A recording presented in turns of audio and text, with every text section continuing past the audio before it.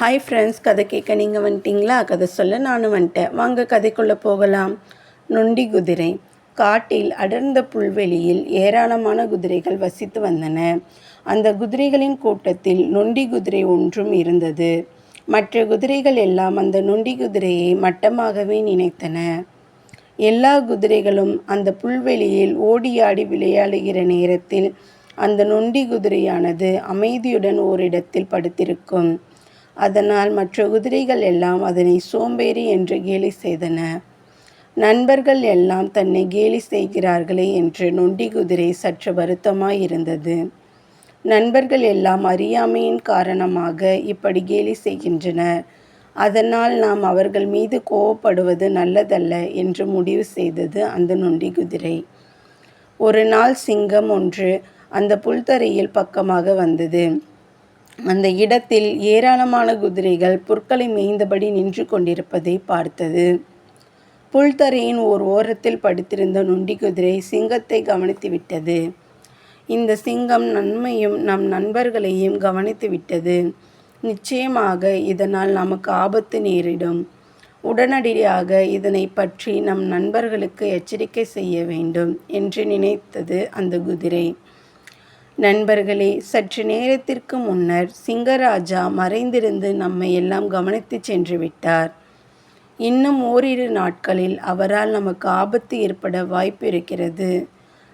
நாம் நம்மை பாதுகாத்து கொள்ள உடனடியாக இந்த புல்வெளியினை விட்டு வேறு இடத்திற்கு சென்றுவிட வேண்டும் என்றது. நொண்டி குதிரையின் பேச்சை கேட்ட மற்ற குதிரைகள் எல்லாம் சிரித்தன. நொண்டி குதிரையின் வார்த்தைகளை மற்ற குதிரைகள் சிறிதும் பொருட்படுத்தவில்லை. சிங்கராஜாவின் பிடியிலிருந்து எப்படியாவது நண்பர்களை காப்பாற்ற வேண்டும். எப்படி காப்பாற்றுவது என்று யோசித்தது. திடீரென அதன் மனதில் ஓர் எண்ணம் தோன்றியது. அதன்படி அந்த குதிரையானது சிங்கத்தை தேடிச் சென்றது. தன் எதிரே தைரியத்துடன் ஒரு குதிரை நொண்டியபடி வருவதை வியப்போடு பார்த்தது சிங்கம். சிங்கராஜாவே, வணக்கம். என் வருகை உங்களுக்கு வியப்பினை ஏற்படுத்தலாம். இருந்தாலும் உங்களுக்கு சந்தோஷமான செய்தி சொல்லவே வந்துள்ளேன். என்னை நம்புங்கள் என்று பணிவோடு கூறியது குதிரை. சிங்கராஜா குதிரையை பார்த்து, என்னை எதற்காக சந்திக்க வந்திருக்கிறாய் என்று கேட்டது. அதற்கு நொண்டி குதிரை, சிங்கராஜாவே, ஒரு நாள் நானும் என் நண்பர்களும் புற்தரையில் நின்றபோது மறைந்திருந்து நீங்கள் எங்களை கவனித்து விட்டீர்கள். தங்கள் மூலம் என் நண்பர்களுக்கு ஆபத்து ஏற்பட போகிறது என்பதை உணர்ந்தேன். அதனால்தான் அதனை தடுக்க வேண்டி ஓடோடி வந்தேன். சிங்கராஜாவே, நான் என் நண்பர்களை என் உயிரை விட மேலாக மதித்து வருகிறேன். ஆகையால் என் நண்பர்களை காப்பாற்ற நானே என் உயிரை கொடுத்து உங்களுக்கு விருந்தாக வந்துள்ளேன். நீங்கள் என்னை சாப்பிடுங்கள் என்று என் நண்பர்களை விட்டுவிடுங்கள் என்று கெஞ்சி கேட்டது நொண்டி குதிரை.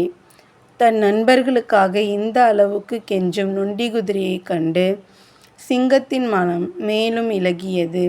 உன்னுடைய உயர்ந்த குணத்தை பற்றி அவர்களுக்கு எடுத்துரைக்கிறேன் என்று கூறி குதிரையை தன்னுடன் அழைத்து கொண்டு புறப்பட்டது சிங்கம். நொண்டி குதிரை சிங்கத்தோடு வருவதை கண்டதும் எல்லா குதிரைகளும் திடுக்கிட்டன. உடனே சிங்கம், நீங்கள் யாரும் என்னை கண்டு பயப்பட வேண்டாம். நான் உங்களை ஒன்றும் செய்ய மாட்டேன்.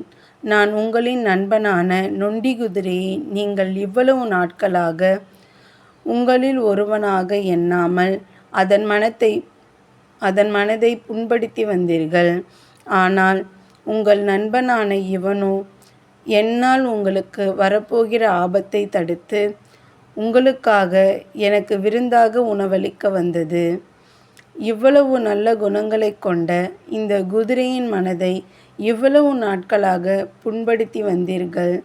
இப்போதாவது புரிந்து கொள்ளுங்கள் என்றது சிங்கம்.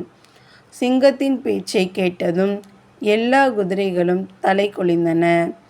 அன்போடு அந்த நொண்டி குதிரையை சூழ்ந்து கொண்டன.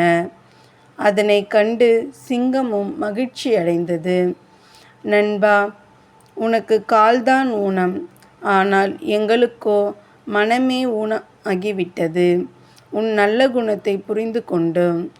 குதிரைகள் அனைத்தும் நொண்டி குதிரையிடம் எங்களை மன்னித்து விடு என்று மன்னிப்பு கேட்டது.